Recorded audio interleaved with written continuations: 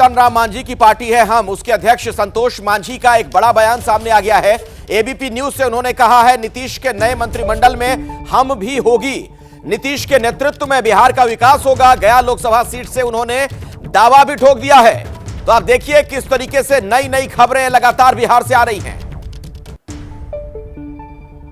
विचलित होने वालों में से नहीं है। हम लोग नीतीश कुमार जी की अगुवाई में भी उनके साथ काम करने के लिए तैयार हैं। हम एनडीए के साथ हैं, आदरणीय नरेंद्र मोदी जी के साथ हैं। क्या आप गया से प्रत्याशी होंगे?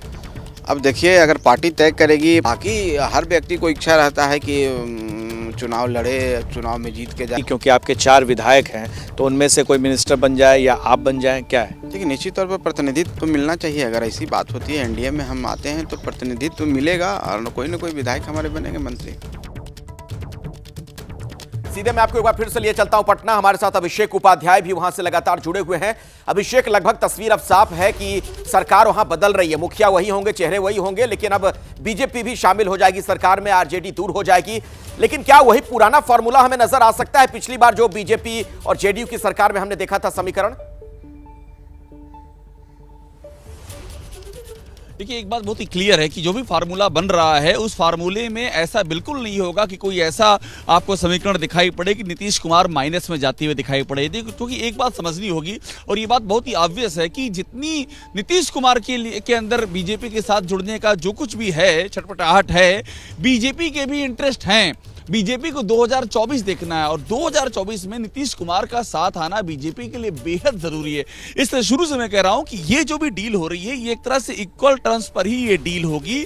ऐसा बिल्कुल नहीं है कि नीतीश कुमार का कोई बहुत बड़ा नुकसान हो जाएगा, वो कुछ चीजों का सैक्रिफाइस करके सामने आएंगे। ये दोनों और की जरूरत है इस समय नीतीश कुमार की, इसलिए चूंकि जिस तरह से इस सरकार में तेजस्वी यादव का जिस तरह से दखल बढ़ रहा था, जिस तरह से वो तमाम नौकरियों, तमाम सारा क्रेडिट ले रहे थे, और ये भी एक चुनौती हो रही थी कि आने वाले वक्त में ऐसा ना हो कि जिसका डर नीतीश कुमार को बीजेपी से सता रहा था वही काम आरजेडी कर जाए। तो वो उनकी दिक्कत थी। लेकिन बीजेपी की भी समस्या है कि महाराष्ट्र के बाद बिहार उसकी एक दुखती नस था और इसलिए बिहार को सेटल करना बहुत जरूरी था। इसलिए मुझे अभी भी लगता है कि ये इक्वल टर्म्स पर ही चीजें चलेगी, जैसे पिछली बार हुआ था। आप मान लीजिए कमोबेश कुछ वैसा ही रास्ता निकाला मतलब दोनों का फायदा होगा, दोनों ही पक्षों का। जैसे ही घड़ी का काटा दोपहर 2:30 पे आए, बबीता जी का दिल सास बहू साजिश के लिए मचल जाए।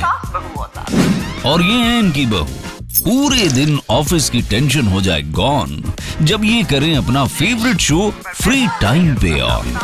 इनकी तरह आप भी देखें अपना फेवरेट शो अपने टाइम पर और डाउनलोड कीजिए एबीपी लाइव ऐप अपने स्मार्ट टीवी पर।